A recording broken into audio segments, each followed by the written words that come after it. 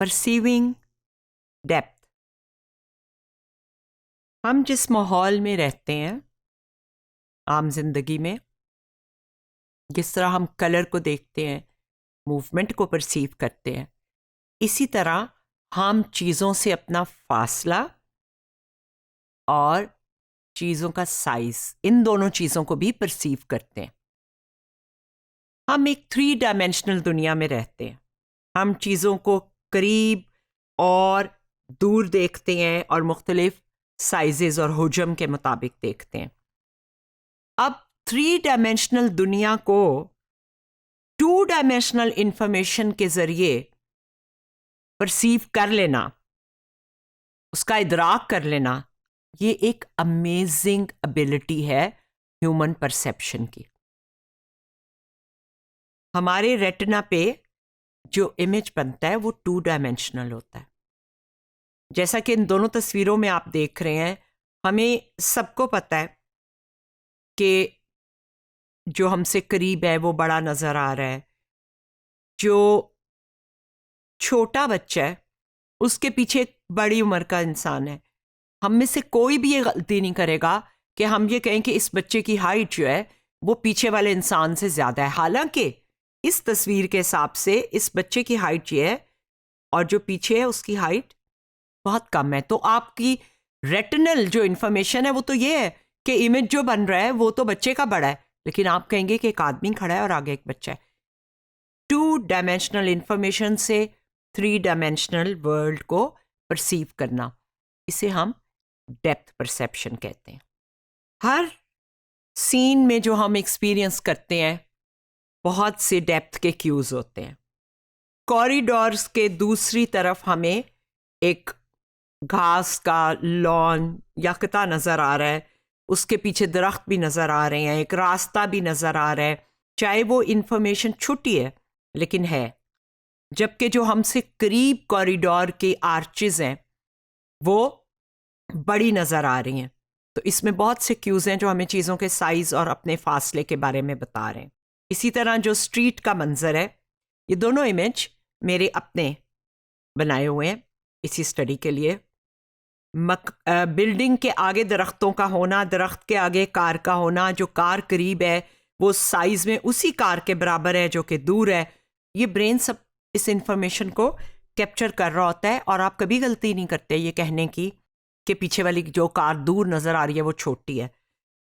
इसी तरह इस मंजर में छतरियां, लोग, आसमान पे बादल, एक साइड पे दरख्त और दूर तक चीज़ें मुख्तसर या स्मॉलर से स्मॉलर होती हुई, ये आपको सीन के बारे में इंफॉर्मेशन देती हैं। सो डेप्थ जो है वो हमारे 3 डायमेंशनल वर्ल्ड का हिस्सा है। फिर हमें कैसे पता चलता है कि चीज़ें कितनी दूर है? इसे cue approach to depth perception कहते हैं। एक तो हम आइडेंटिफाई करते हैं इंफॉर्मेशन रेटिनल इमेज में जो सीन की डेप्थ से कोरिलेट कर रही है, उसके बारे में बता रही है। ऑक्लूजन मसलन ये एक सिग्नल या क्यू है कि एक चीज़ दूसरी चीज़ के पीछे है, क्योंकि जो पीछे है वो थोड़ी छुपी हुई होती है हमेशा। इसी से आपको पता चलता है कौन सा हाथ आगे है और कौन सा हाथ पीछे है। इस हाथ के पीछे चेहरा है वो मुकम्मल है, लेकिन छुपा हुआ है तो वो पीछे होगा। और ऐसी बहुत सी तस्वीरें, मनाजिर होंगे जिसमें चीज़ें पीछे छुपी होने की वजह से, ऑक्लूजन की वजह से आप डेप्थ को समझ जाते हैं।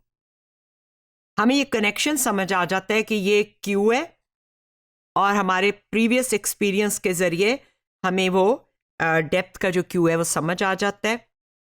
तो ये जो पर्टिकुलर क्यूज़ हैं एंड डेप्थ के बीच में जो एक एसोसिएशन है वो फिर ऑटोमेटिक हो जाती है। और जब ये दोबारा डेप्थ क्यूज़ हमें नज़र आते हैं तो हम दुनिया को 3 डायमेंशंस में परसीव कर सकते हैं। बकरा गेट के आगे है और बच्चों के पीछे एक खातून जा रही हैं और झूले का साया उधर को पड़ रहा है और दरख्तों के पीछे बिल्डिंग है। ये आपने अपने एक्सपीरियंस से पहले लर्न किया हुआ है। बच्चा जैसे जैसे बड़ा हो रहा होता है उसको डेप्थ के क्यूज डेवलप हो रहे होते हैं। और ऐसे भी एक्सपेरिमेंट हुए हैं ये जानने के लिए कि क्या पैदाइशी तौर पे बच्चों को डेप्थ की इंफॉर्मेशन होती है। तो इवन 10 महीने का बच्चा जो रेंगने के काबिल हो, वो जब एज पे पहुंचता है तो नीचे को जाती हुई कोना ख़त्म होते या बेड या मेज़ ख़त्म होते देख के वो ठिठक जाता है, क्योंकि उसके अंदर ये इन्फॉर्मेशन है कि इसके बाद चीज़ आगे नहीं चल रही, यहाँ से मैं नीचे गिर सकता हूँ। ये डेवलप भी होती है लेकिन मौजूद भी होती है। तो इन दोनों तरह के एक्सपेरिमेंट्स बच्चों पे भी हुए हुए हैं। डेप्थ क्यूज ऑक्यूलोमोटर वो होती हैं जो हमारी आंखों की पोजीशन के ज़रिए और जो टेंशन ऑफ मसल्स के ज़रिए हमें मिलते हैं, मोनोकुलर एक आंख से और बायनोकुलर दोनों आंखों से। अब ये जो हाउस है ये दरख्त के पीछे है, तो इनके जो पॉइंट्स हैं वो रेटिना में 2 डिफरेंट पॉइंट्स पे इनके इमेज बनेंगे। लेकिन ये 2 पॉइंट्स जो हैं ये हमें खुद से ये इन्फॉर्मेशन नहीं देते कि हाउस और ट्री जो है इनका हमसे डिस्टेंस कितना है। ये पता चल जाता है कि इनमें से कौन सा आगे है और कौन सा पीछे है। इसमें कन्वर्जेंस जो है, inward movement of the eyes that occur, जब हम करीब की चीज़ों को देखते हैं तो आंखें ऐसे हो जाती हैं और फैल जाती हैं जब दूर की चीज़ों को देखते हैं।